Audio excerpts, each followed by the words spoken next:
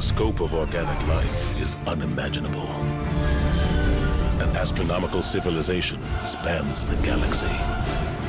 But as we reach for the farthest of stars, total annihilation is upon us. I can't let you disrupt what I've accomplished here. Your extinction is inevitable. I'd rather die fighting than live as a slave. This ends now.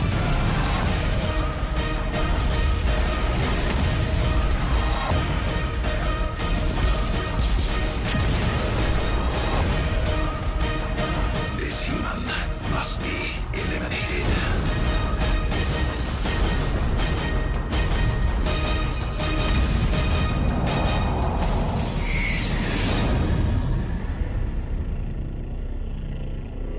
I am the vanguard of your destruction.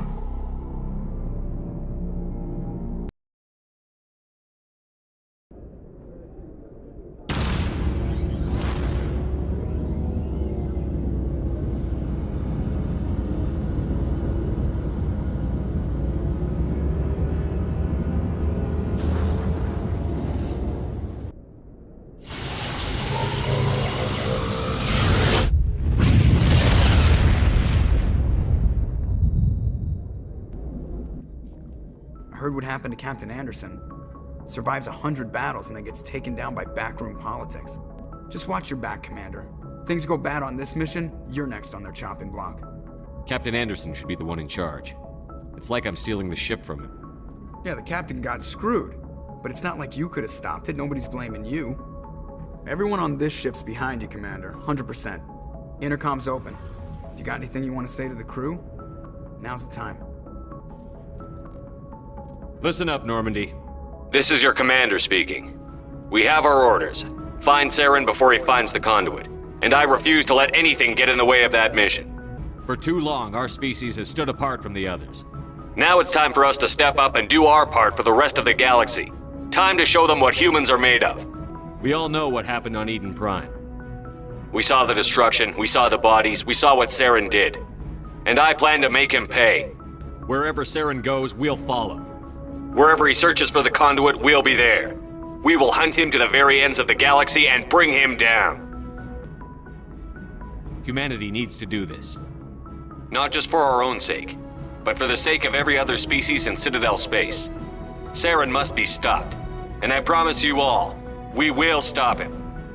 Well said, Commander. Captain will be proud. The captain gave up everything so I could have this chance. We can't fail. Yes, sir.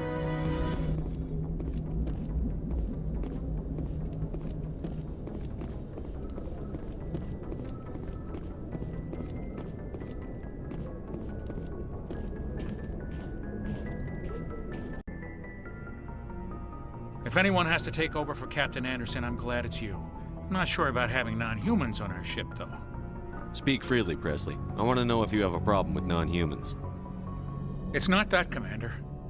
Humanity has always handled its own problems. Saren attacked one of our colonies. We should be the ones to stop him. We don't need their help. This is bigger than humanity. Saren's a threat to every species in the galaxy, and I'll welcome anyone who wants to help me bring him down. I guess so. Maybe I'm just stuck in the old ways of thinking. But don't worry, Commander. This won't be a problem. How did you end up assigned to the Normandy?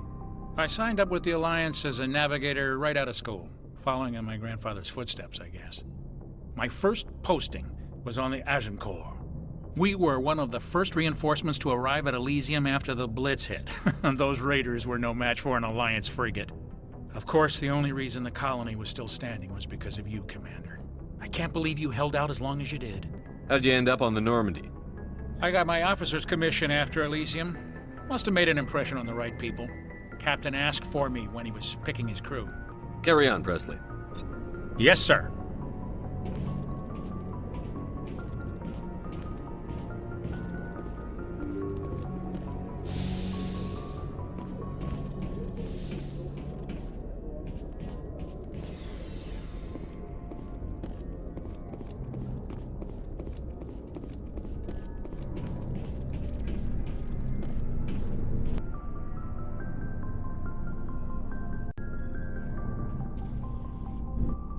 Anything you need, Commander? What's your opinion on the last mission? I don't see how we could have done things any better. At least not without getting to Eden Prime sooner. And we were on the scene faster than any other Alliance ship could have been. We'll talk another time, Lieutenant. Commander?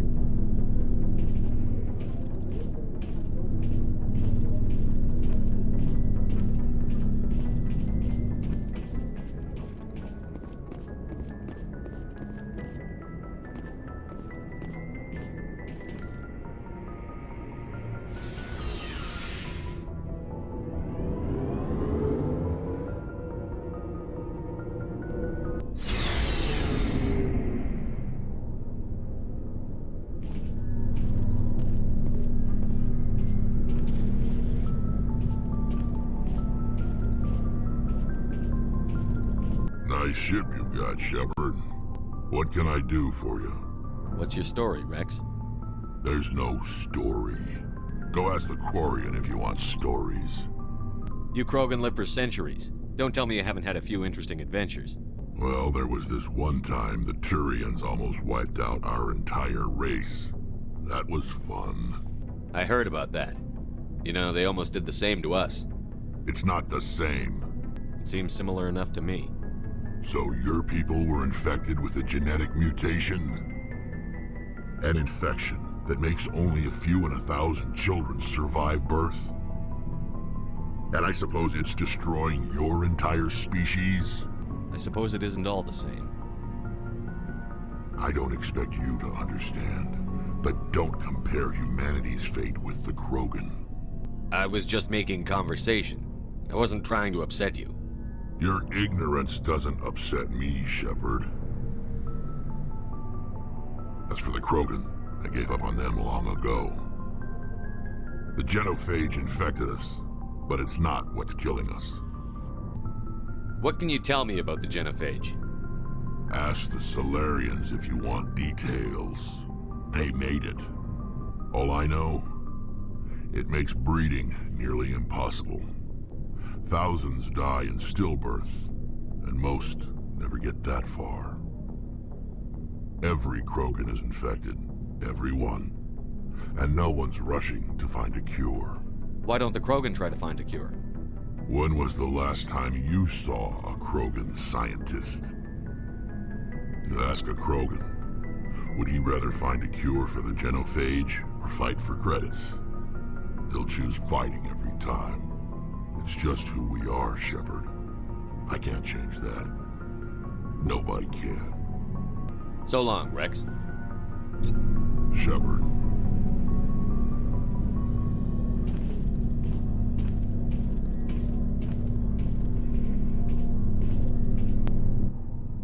Commander? What's your opinion on the last mission? Kinda wish you'd got there sooner, Commander. No offense, I appreciate the rescue. I just wish... You wish we'd been able to save the rest of your unit? Yes, sir. If I had been more alert, we wouldn't have been cut down by an ambush.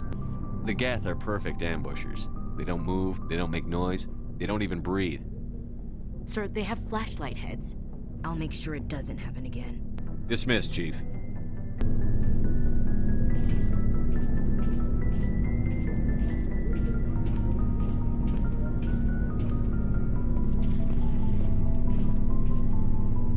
Thanks for bringing me on board, Commander.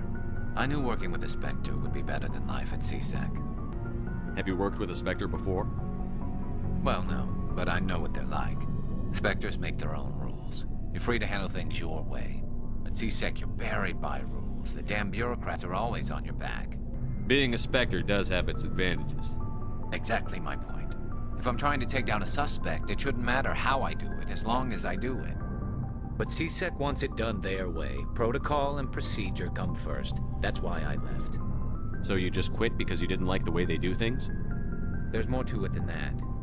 It didn't start out bad, but as I rose in ranks, I got saddled with more and more red tape. CSEC's handling of Saren was typical. I just couldn't take it anymore. I hate leaving. I hope you made the right choice. I'd hate for you to regret it later.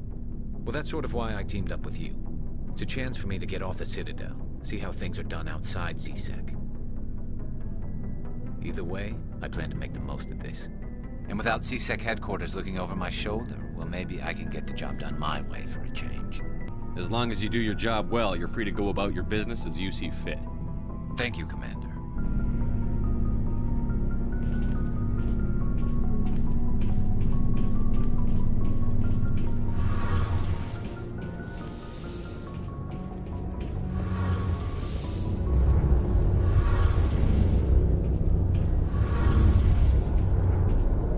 Hey, Commander, you know that Quarian, Tally? She's been spending all her time down here asking me about our engines. I'll tell her to leave you alone. What?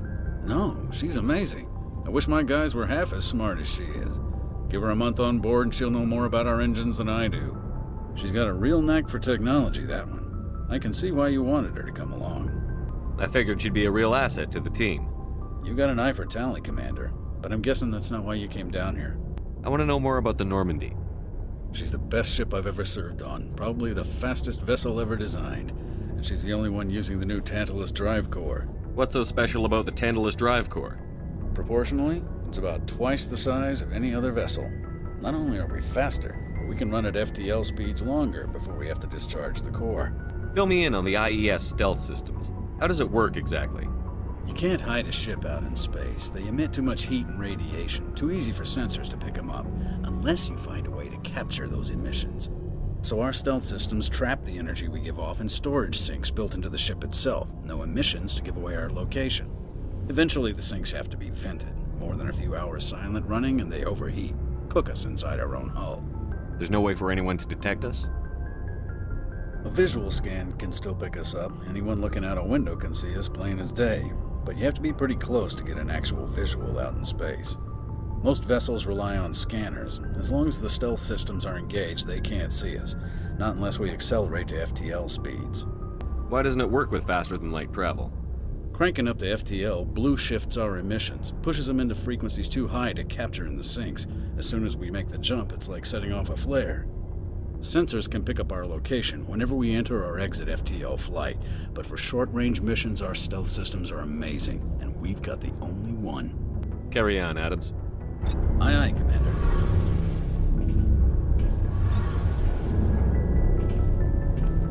Your ship's amazing, Shepard. I've never seen a drive core like this before. I can't believe you were able to fit it into a ship this small. I'm starting to understand why you humans have been so successful. I had no idea Alliance vessels were so advanced. The Normandy's a prototype. Cutting-edge technology. A month ago, I was patching a makeshift fuel line into a converted tug ship in the flotilla. Now, I'm sitting on board one of the most advanced vessels in Citadel space. I have to thank you again for bringing me along. Traveling on a vessel like this is a dream come true for me. I had no idea you found ship technology so interesting. It comes with being a Quarian. The migrant fleet is the key to the survival of my people. Ships are our most valuable resource. But we don't have anything like this. We make do with cast-offs and second-hand equipment. We just try to keep them running for as long as we can. Some of the fleet's larger vessels date all the way back to our original flight from the Geth. I can't believe your fleet's still using ships that are 3 centuries old. They're constantly being repaired, modified, and refitted. They aren't pretty, but they work. Mostly. We've tried to make ourselves as independent as possible on the flotilla. Grow our own food, mine, and process our own fuel. But some things we just can't make on our own. A patch to maintain the hull integrity requires raw materials we just don't have. That's why our pilgrimages are so important. I want to know more about the pilgrimage. When my people reach maturity, we leave our birth ships and seek acceptance with a new crew. It's necessary to maintain genetic diversity among the fleet. But no ship wants to accept someone who will be a burden on them. So, to prove our worth, we embark on a pilgrimage. We set out alone, leaving the flotilla and our families behind us. We only return once we have found something of value we can bring back to the fleet. This is presented as a gift to the captain of the respective ship we wish to join. If the gift is accepted, we are welcomed into the crew. I can't believe they just send you off alone. It's not like they just cast us out. Before we leave, we are given lessons in how to survive outside the flotilla, and given gifts to help us on our journey. We also receive implants to fight off sickness and disease. Generations of living in an isolated and highly controlled environment have left our immune systems weaker than most. By the time we leave the fleet, we are well equipped for the pilgrimage. This is a rite of passage for all Quarians. If it were dangerous, our numbers would suffer. Virtually every pilgrimage ends with a triumphant return and the ritual presentation of the gift to one of the fleet's captains. Can a captain choose to reject the gift? That doesn't happen often. Most captains are eager to increase the size of their crew. It increases their own standing in our society. Even when a gift is not particularly valuable, the captain usually accepts it out of a sense of tradition. However, there is a stigma to presenting a substandard gift. It's not the best way to make a good impression on a new community. Most pilgrims don't return until they find something worthwhile. Tell me about your people. Our lives aren't easy. Resources are scarce, and we are constantly on the move. Everything we do must in some way contribute to the continuation of the migrant fleet. There are 17 million Quarians in the flotilla, and each of us relies on the others for survival. The bonds among my people are strong.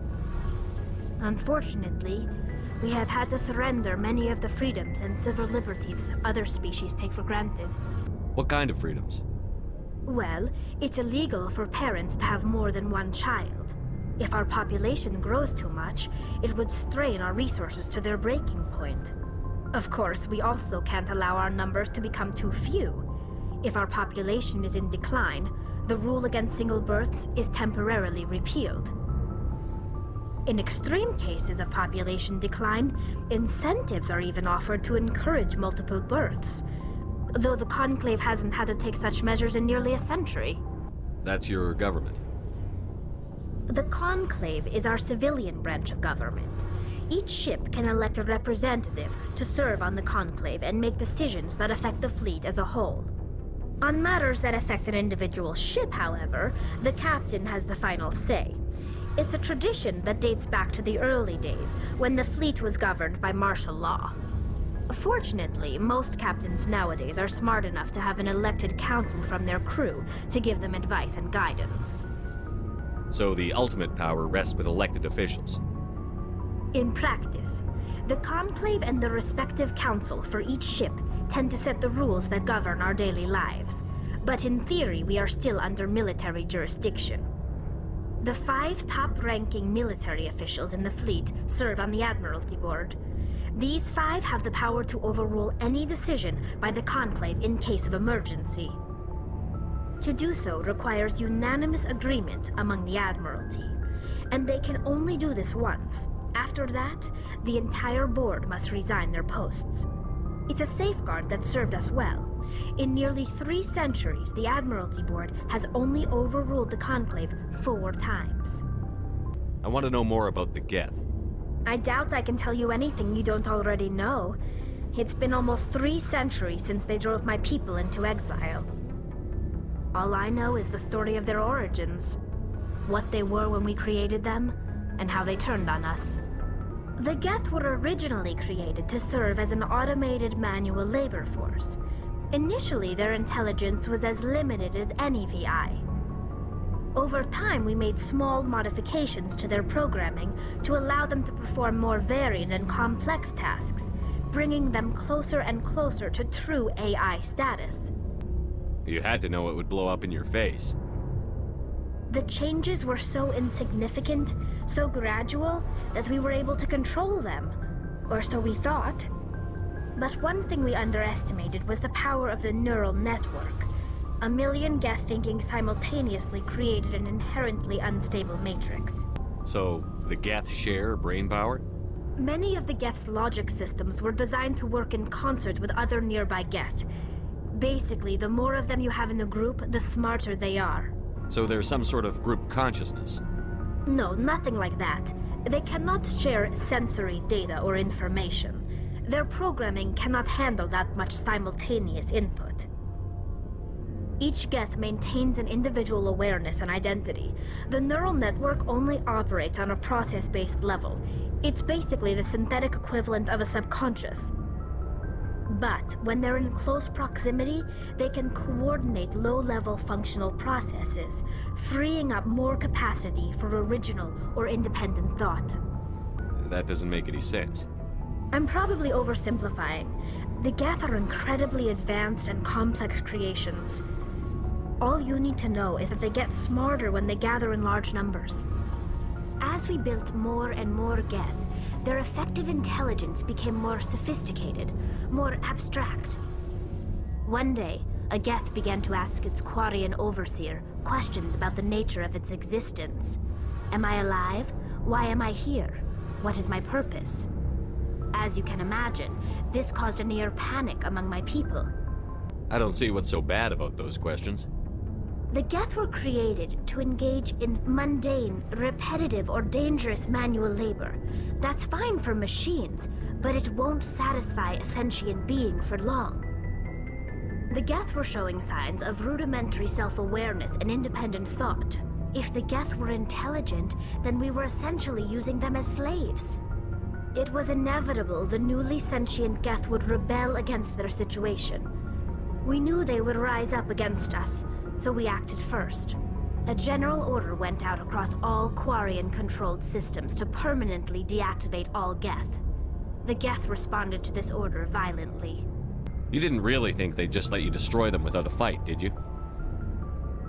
The hope was that most of the Geth would still be little more than machines, incapable of organized resistance.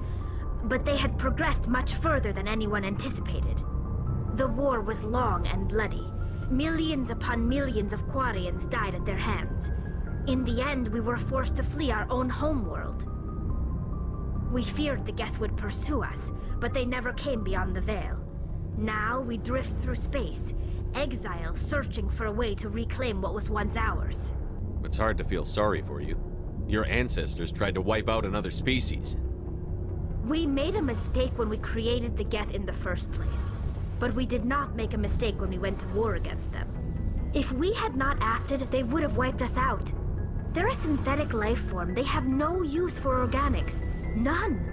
Why do you think they cut themselves off from the rest of the galaxy? Why do you think they've killed every organic being who's ever tried to contact them? They didn't kill Saren. What does that tell you? The Geth are not innocent victims in all this. They're the enemy. They want to destroy us. Not just the Quarians. All organic life. That's why they've joined up with Saren. And that's why we have to stop him. I should go. See you later.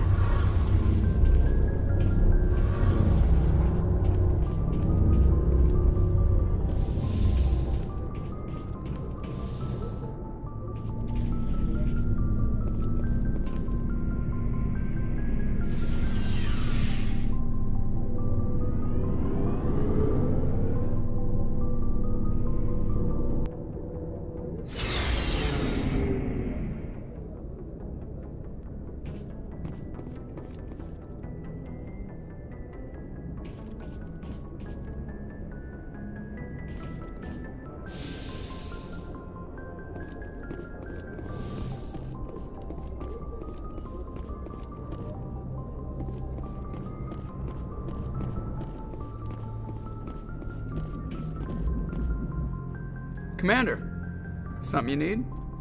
I like to know my crew. Mind if I ask you a few questions? I can see where this is going. You did a background check on me, didn't you? Well, I'll tell you the same thing I told the captain. You want me as your pilot. I'm not good. I'm not even great. I am the best damn helmsman in the Alliance fleet. Top of my class in flight school, I earned that. All those commendations in my file, I earned every single one. Those weren't given to me as charity for my disease. What are you talking about? Are you sick? You mean you didn't know? Oh, crap. Okay, I've got Vrolik syndrome, brittle bone disease. The bones in my legs never develop properly. They're basically hollow, too much force and they'll shatter. Even with crutches and my leg braces, it's hard to get around. One wrong step and crack! It's very dramatic. But I've learned to manage my condition, Commander. Put the Normandy in my hands and I'll make her dance for you. Just don't ask me to get up and dance unless, you like the sound of snapping shin bones. I need to know more about this Vrolik syndrome if I'm putting my ship in your hands. Yeah, of course you do. It's an extremely rare condition. Nobody knows exactly what causes it. Genetic, maybe. It's treatable, but there's no cure. They classify my case as moderate to severe. I was born with over a dozen fractures, hip, thighs, ankles. My bones were already breaking in the womb. 100 years ago, I wouldn't have survived past my first year. Lucky for me, modern medical science has turned me into a productive member of society.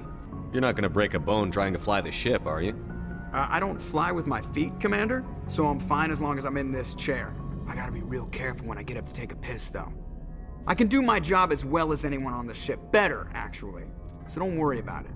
How's the Normandy performing? Is she everything they said she'd be? She's the best ship in the fleet, if you've got a pilot who knows how to handle her. Balance isn't what you'd expect. Takes a while to get used to that oversized drive core we got stuffed in the back, and her power can sneak up on you if you're not careful. The Normandy's probably too much ship for your average Alliance pilot, Commander. Lucky for you, I'm anything but average. I have to go. All right, see ya.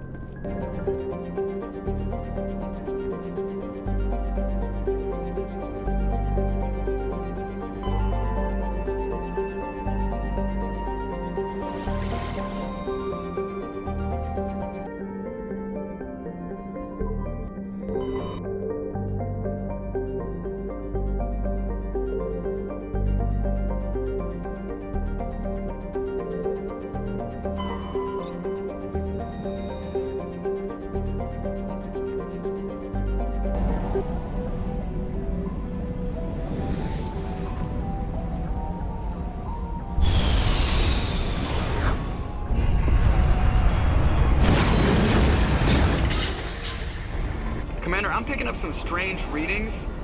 Really strange, like off the damn charts. It looks like it's coming from an underground complex a few clicks away from the drop zone.